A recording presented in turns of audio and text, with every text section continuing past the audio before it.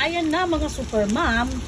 Sangkot siya na ang ating sahog na baboy para sa ating munggo.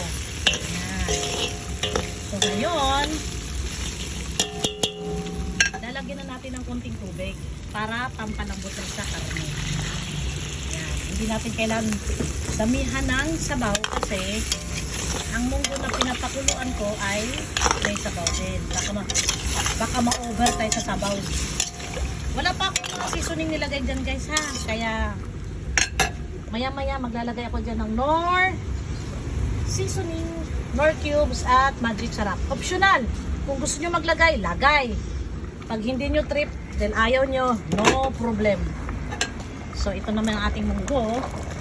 Ayun, durog na. Pwede na.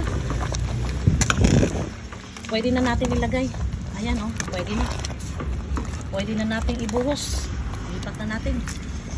Para sabay na sa karne. Habang lumalambot ang karne, palambot na rin ang munggo. Ayan. Ayan.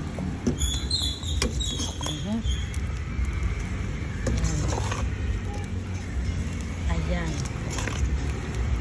Ito guys, isang kilo, 1/4 na munggo kasi bukod sa marami kami, may nagtatrabaho sa amin ngayon na tao.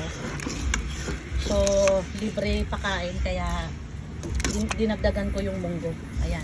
O diba? Yung isang kalating baboy, kung i-adobo ko yan guys, hindi magkasya. So, para mag-extender tayo, para kumasya sa maraming tao kasi equivalent sa amin ay 12 person na magtatanghalian. So, para magkasya, naglagay ako ng munggo. Kasi, dapat yung 2 kilong baboy ay i-apritada ko or i-ano ko siya, i-adobo na may itlog at saka patatas. Eh binawasan ng anak ko, nilutuan ng isang gabi. Sabi ko malabong magkasya ito kaya naisipan ko lagyan ng munggo. Okay, bye! I'll be right back pagkatapos nito, pagka malambot ang ating karne, maglalagay na tayo ng talbos at munggo. So ngayon, i-high fire natin ulit ang apoy. Balik natin sa high fire at dagdagan ko ng tubig. Yan. So balik tayo guys sa ating paghihimay ng malunggay dahil hindi pa ako tapos naghimay.